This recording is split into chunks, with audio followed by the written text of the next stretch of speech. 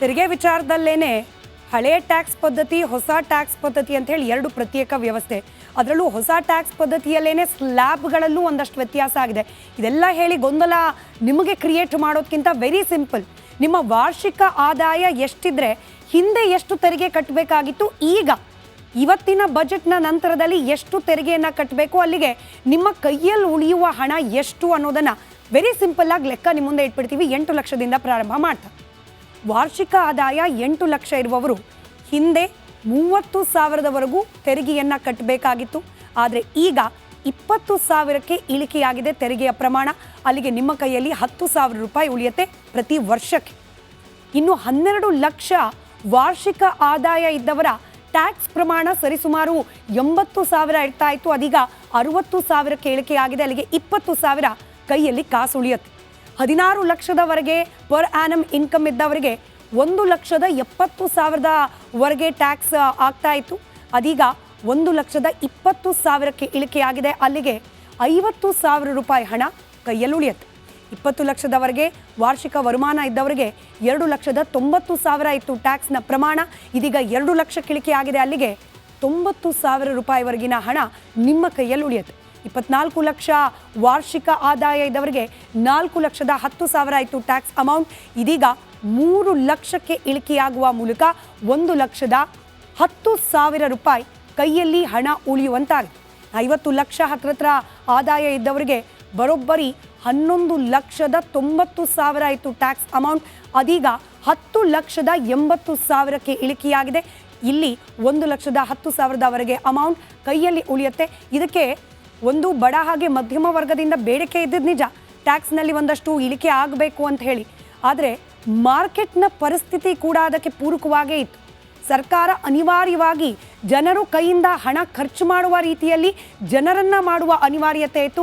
ಹೀಗಾಗೇನೆ ಜನರ ಟ್ಯಾಕ್ಸ್ ಪ್ರಮಾಣವನ್ನು ಕಡಿಮೆ ಮಾಡಿ ಕೈಯಲ್ಲಿ ಹಣ ಉಳಿಯುವಂತೆ ಮಾಡಿ ಆ ಹಣ ಜನ ಖರೀದಿ ಮಾಡುವ ವಸ್ತುಗಳು ಮಾತ್ರ ಅಲ್ಲ, ಸೇವಾ ವಲಯದ ಮೇಲೂ ಕೂಡ ಖರ್ಚು ಮಾಡುವ ರೀತಿಯಲ್ಲಿ ಅವಕಾಶವನ್ನು ಮಾಡಿಕೊಟ್ಟು ಮಾರ್ಕೆಟ್ ಇನ್ಫ್ಲೋ ಹೆಚ್ಚಿಗೆ ಮಾಡುವ ಪ್ರಯತ್ನವನ್ನು ಈ ಬಾರಿಯ ಬಜೆಟ್ನಲ್ಲಿ ಮಾಡಲಾಗಿದೆ. ವ್ಯತ್ಯಾಸ ಇಷ್ಟೇ, ಕಳೆದ ಬಾರಿಯ ಬಜೆಟ್ ತನಕ ಜನರ ಬೇಡಿಕೆ ಇತ್ತು, ಅದರಲ್ಲೂ ಸ್ಯಾಲ್ರಿಡ್ ಕ್ಲಾಸ್ ಟ್ಯಾಕ್ಸ್ ಪ್ರಮಾಣದಲ್ಲಿ ಕಡಿಮೆ ಆಗಲಿ ಅಂತ ಹೇಳಿ. ಇದೀಗ ಸರ್ಕಾರದ ಮೇಲೂ ಕೂಡ ಒತ್ತಡ ಆಯಿತು, ಈ ತೆರಿಗೆ ಅಮೌಂಟನ್ನು ಕಡಿಮೆ ಮಾಡಿ ಜನರ ಸ್ಪೆಂಡಿಂಗ್ ಕೆಪಾಸಿಟಿಯನ್ನು ಹೆಚ್ಚು ಮಾಡೋದು. ಇನ್ನು ಈ ತೆರಿಗೆ ವಿಚಾರದಲ್ಲೇನೆ ಹಳೆ ಟ್ಯಾಕ್ಸ್ ಪದ್ಧತಿ ಹೊಸ ಟ್ಯಾಕ್ಸ್ ಪದ್ಧತಿ ಅಂತ ಹೇಳಿ ಎರಡು ಪ್ರತ್ಯೇಕ ವ್ಯವಸ್ಥೆ. ಅದರಲ್ಲೂ ಹೊಸ ಟ್ಯಾಕ್ಸ್ ಪದ್ಧತಿಯಲ್ಲೇನೆ ಸ್ಲ್ಯಾಬ್ಗಳಲ್ಲೂ ಒಂದಷ್ಟು ವ್ಯತ್ಯಾಸ ಆಗಿದೆ. ಇದೆಲ್ಲ ಹೇಳಿ ಗೊಂದಲ ನಿಮಗೆ ಕ್ರಿಯೇಟ್ ಮಾಡೋದಕ್ಕಿಂತ ವೆರಿ ಸಿಂಪಲ್.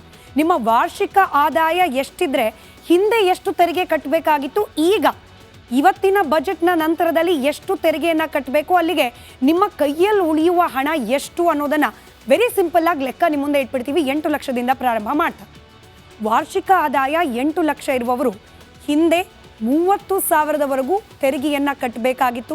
ಆದರೆ ಈಗ 20,000ಕ್ಕೆ ಇಳಿಕೆಯಾಗಿದೆ ತೆರಿಗೆಯ ಪ್ರಮಾಣ. ಅಲ್ಲಿಗೆ ನಿಮ್ಮ ಕೈಯಲ್ಲಿ 10,000 ರೂಪಾಯಿ ಉಳಿಯುತ್ತೆ ಪ್ರತಿ ವರ್ಷಕ್ಕೆ. ಇನ್ನು 12 ಲಕ್ಷ ವಾರ್ಷಿಕ ಆದಾಯ ಇದ್ದವರ ಟ್ಯಾಕ್ಸ್ ಪ್ರಮಾಣ ಸರಿಸುಮಾರು 80,000 ಇರ್ತಾ ಇತ್ತು. ಅದೀಗ 60,000ಕ್ಕೆ ಇಳಿಕೆಯಾಗಿದೆ. ಅಲ್ಲಿಗೆ 20,000 ಕೈಯಲ್ಲಿ ಕಾಸು ಉಳಿಯುತ್ತೆ. 16 ಲಕ್ಷದವರೆಗೆ ಪರ್ ಆ್ಯನಮ್ ಇನ್ಕಮ್ ಇದ್ದವರಿಗೆ 1,70,000ವರೆಗೆ ಟ್ಯಾಕ್ಸ್ ಆಗ್ತಾ ಇತ್ತು.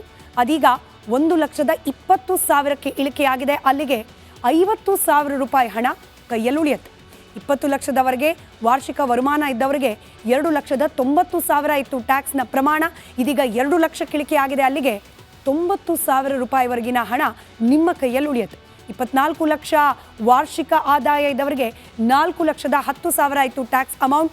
ಇದೀಗ 3 ಲಕ್ಷಕ್ಕೆ ಇಳಿಕೆಯಾಗುವ ಮೂಲಕ 1,10,000 ರೂಪಾಯಿ ಕೈಯಲ್ಲಿ ಹಣ ಉಳಿಯುವಂತಾಗಿದೆ. 50 ಲಕ್ಷ ಹತ್ರ ಆದಾಯ ಇದ್ದವರಿಗೆ ಬರೋಬ್ಬರಿ 11,90,000 ಇತ್ತು ಟ್ಯಾಕ್ಸ್ ಅಮೌಂಟ್. ಅದೀಗ 10,80,000ಕ್ಕೆ ಇಳಿಕೆಯಾಗಿದೆ. ಇಲ್ಲಿ 1,10,000ವರೆಗೆ ಅಮೌಂಟ್ ಕೈಯಲ್ಲಿ ಉಳಿಯುತ್ತೆ. ಇದಕ್ಕೆ ಒಂದು ಬಡ ಹಾಗೆ ಮಧ್ಯಮ ವರ್ಗದಿಂದ ಬೇಡಿಕೆ ಇದ್ದಿದ್ದು ನಿಜ, ಟ್ಯಾಕ್ಸ್ನಲ್ಲಿ ಒಂದಷ್ಟು ಇಳಿಕೆ ಆಗಬೇಕು ಅಂತ ಹೇಳಿ. ಆದರೆ ಮಾರ್ಕೆಟ್ನ ಪರಿಸ್ಥಿತಿ ಕೂಡ ಅದಕ್ಕೆ ಪೂರಕವಾಗೇ ಇತ್ತು. ಸರ್ಕಾರ ಅನಿವಾರ್ಯವಾಗಿ ಜನರು ಕೈಯಿಂದ ಹಣ ಖರ್ಚು ಮಾಡುವ ರೀತಿಯಲ್ಲಿ ಜನರನ್ನು ಮಾಡುವ ಅನಿವಾರ್ಯತೆ ಇತ್ತು. ಹೀಗಾಗೇನೆ ಜನರ ಟ್ಯಾಕ್ಸ್ ಪ್ರಮಾಣವನ್ನು ಕಡಿಮೆ ಮಾಡಿ ಕೈಯಲ್ಲಿ ಹಣ ಉಳಿಯುವಂತೆ ಮಾಡಿ ಆ ಹಣ ಜನ ಖರೀದಿ ಮಾಡುವ ವಸ್ತುಗಳು ಮಾತ್ರ ಅಲ್ಲ, ಸೇವಾ ವಲಯದ ಮೇಲೂ ಕೂಡ ಖರ್ಚು ಮಾಡುವ ರೀತಿಯಲ್ಲಿ ಅವಕಾಶವನ್ನು ಮಾಡಿಕೊಟ್ಟು ಮಾರ್ಕೆಟ್ ಇನ್ಫ್ಲೋ ಹೆಚ್ಚಿಗೆ ಮಾಡುವ ಪ್ರಯತ್ನವನ್ನು ಈ ಬಾರಿಯ ಬಜೆಟ್ನಲ್ಲಿ ಮಾಡಲಾಗಿದೆ. ವ್ಯತ್ಯಾಸ ಇಷ್ಟೇ, ಕಳೆದ ಬಾರಿಯ ಬಜೆಟ್ ತನಕ ಜನರ ಬೇಡಿಕೆ ಇತ್ತು, ಅದರಲ್ಲೂ ಸ್ಯಾಲ್ರಿ ಕ್ಲಾಸ್ ಟ್ಯಾಕ್ಸ್ ಪ್ರಮಾಣದಲ್ಲಿ ಕಡಿಮೆ ಆಗಲಿ ಅಂತ ಹೇಳಿ. ಇದೀಗ ಸರ್ಕಾರದ ಮೇಲೂ ಕೂಡ ಒತ್ತಡ ಆಯಿತು, ಈ ತೆರಿಗೆ ಅಮೌಂಟನ್ನು ಕಡಿಮೆ ಮಾಡಿ ಜನರ ಸ್ಪೆಂಡಿಂಗ್ ಕೆಪಾಸಿಟಿಯನ್ನು ಹೆಚ್ಚು ಮಾಡೋದು. ಇನ್ನು ಈ ತೆರಿಗೆ ವಿಚಾರದಲ್ಲೇನೆ ಹಳೆಯ ಟ್ಯಾಕ್ಸ್ ಪದ್ಧತಿ, ಹೊಸ ಟ್ಯಾಕ್ಸ್ ಪದ್ಧತಿ ಅಂತ ಹೇಳಿ ಎರಡು ಪ್ರತ್ಯೇಕ ವ್ಯವಸ್ಥೆ. ಅದರಲ್ಲೂ ಹೊಸ ಟ್ಯಾಕ್ಸ್ ಪದ್ಧತಿಯಲ್ಲೇನೆ ಸ್ಲ್ಯಾಬ್ಗಳಲ್ಲೂ ಒಂದಷ್ಟು ವ್ಯತ್ಯಾಸ ಆಗಿದೆ. ಇದೆಲ್ಲ ಹೇಳಿ ಗೊಂದಲ ನಿಮಗೆ ಕ್ರಿಯೇಟ್ ಮಾಡೋದಕ್ಕಿಂತ ವೆರಿ ಸಿಂಪಲ್, ನಿಮ್ಮ ವಾರ್ಷಿಕ ಆದಾಯ ಎಷ್ಟಿದ್ರೆ ಹಿಂದೆ ಎಷ್ಟು ತೆರಿಗೆ ಕಟ್ಟಬೇಕಾಗಿತ್ತು, ಈಗ ಇವತ್ತಿನ ಬಜೆಟ್ನ ನಂತರದಲ್ಲಿ ಎಷ್ಟು ತೆರಿಗೆಯನ್ನು ಕಟ್ಟಬೇಕು, ಅಲ್ಲಿಗೆ ನಿಮ್ಮ ಕೈಯಲ್ಲಿ ಉಳಿಯುವ ಹಣ ಎಷ್ಟು ಅನ್ನೋದನ್ನು ವೆರಿ ಸಿಂಪಲ್ ಆಗಿ ಲೆಕ್ಕ ನಿಮ್ಮ ಮುಂದೆ ಇಟ್ಬಿಡ್ತೀವಿ. 8 ಲಕ್ಷದಿಂದ ಪ್ರಾರಂಭ ಮಾಡ್ತಾರೆ. ವಾರ್ಷಿಕ ಆದಾಯ 8 ಲಕ್ಷ ಇರುವವರು ಹಿಂದೆ 30,000ವರೆಗೂ ತೆರಿಗೆಯನ್ನು ಕಟ್ಟಬೇಕಾಗಿತ್ತು. ಆದರೆ ಈಗ 20,000ಕ್ಕೆ ಇಳಿಕೆಯಾಗಿದೆ ತೆರಿಗೆಯ ಪ್ರಮಾಣ. ಅಲ್ಲಿಗೆ ನಿಮ್ಮ ಕೈಯಲ್ಲಿ 10,000 ರೂಪಾಯಿ ಉಳಿಯುತ್ತೆ ಪ್ರತಿ ವರ್ಷಕ್ಕೆ.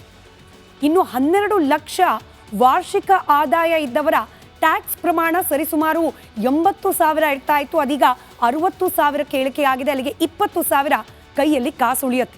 16 ಲಕ್ಷದವರೆಗೆ ಪರ್ ಆ್ಯನಮ್ ಇನ್ಕಮ್ ಇದ್ದವರಿಗೆ 1,70,000ವರೆಗೆ ಟ್ಯಾಕ್ಸ್ ಆಗ್ತಾ ಇತ್ತು, ಅದೀಗ 1,20,000ಕ್ಕೆ ಇಳಿಕೆಯಾಗಿದೆ. ಅಲ್ಲಿಗೆ 50,000 ರೂಪಾಯಿ ಹಣ ಕೈಯಲ್ಲಿ ಉಳಿಯುತ್ತೆ.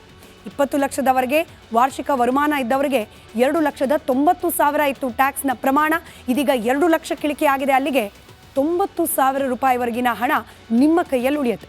24 ಲಕ್ಷ ವಾರ್ಷಿಕ ಆದಾಯ ಇದ್ದವರಿಗೆ 4,10,000 ಇತ್ತು ಟ್ಯಾಕ್ಸ್ ಅಮೌಂಟ್, ಇದೀಗ 3 ಲಕ್ಷಕ್ಕೆ ಇಳಿಕೆಯಾಗುವ ಮೂಲಕ 1,10,000 ರೂಪಾಯಿ ಕೈಯಲ್ಲಿ ಹಣ ಉಳಿಯುವಂತಾಗಿದೆ. 50 ಲಕ್ಷ ಹತ್ರ ಆದಾಯ ಇದ್ದವರಿಗೆ ಬರೋಬ್ಬರಿ 11,90,000 ಇತ್ತು ಟ್ಯಾಕ್ಸ್ ಅಮೌಂಟ್, ಅದೀಗ 10,80,000ಕ್ಕೆ ಇಳಿಕೆಯಾಗಿದೆ. ಇಲ್ಲಿ 1,10,000ವರೆಗೆ ಅಮೌಂಟ್ ಕೈಯಲ್ಲಿ ಉಳಿಯುತ್ತೆ. ಇದಕ್ಕೆ ಒಂದು ಬಡ ಹಾಗೆ ಮಧ್ಯಮ ವರ್ಗದಿಂದ ಬೇಡಿಕೆ ಇದ್ದಿದ್ದು ನಿಜ, ಟ್ಯಾಕ್ಸ್ನಲ್ಲಿ ಒಂದಷ್ಟು ಇಳಿಕೆ ಆಗಬೇಕು ಅಂತ ಹೇಳಿ. ಆದರೆ ಮಾರ್ಕೆಟ್ನ ಪರಿಸ್ಥಿತಿ ಕೂಡ ಅದಕ್ಕೆ ಪೂರಕವಾಗೇ ಇತ್ತು.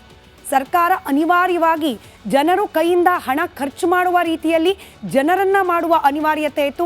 ಹೀಗಾಗೇನೆ ಜನರ ಟ್ಯಾಕ್ಸ್ ಪ್ರಮಾಣವನ್ನು ಕಡಿಮೆ ಮಾಡಿ ಕೈಯಲ್ಲಿ ಹಣ ಉಳಿಯುವಂತೆ ಮಾಡಿ ಆ ಹಣ ಜನ ಖರೀದಿ ಮಾಡುವ ವಸ್ತುಗಳು ಮಾತ್ರ ಅಲ್ಲ, ಸೇವಾ ವಲಯದ ಮೇಲೂ ಕೂಡ ಖರ್ಚು ಮಾಡುವ ರೀತಿಯಲ್ಲಿ ಅವಕಾಶವನ್ನು ಮಾಡಿಕೊಟ್ಟು ಮಾರ್ಕೆಟ್ ಇನ್ಫ್ಲೋ ಹೆಚ್ಚಿಗೆ ಮಾಡುವ ಪ್ರಯತ್ನವನ್ನು ಈ ಬಾರಿಯ ಬಜೆಟ್ನಲ್ಲಿ ಮಾಡಲಾಗಿದೆ. ವ್ಯತ್ಯಾಸ ಇಷ್ಟೇ, ಕಳೆದ ಬಾರಿಯ ಬಜೆಟ್ ತನಕ ಜನರ ಬೇಡಿಕೆ ಇತ್ತು, ಅದರಲ್ಲೂ ಸ್ಯಾಲ್ರಿ ಕ್ಲಾಸ್ ಟ್ಯಾಕ್ಸ್ ಪ್ರಮಾಣದಲ್ಲಿ ಕಡಿಮೆ ಆಗಲಿ ಅಂತ ಹೇಳಿ.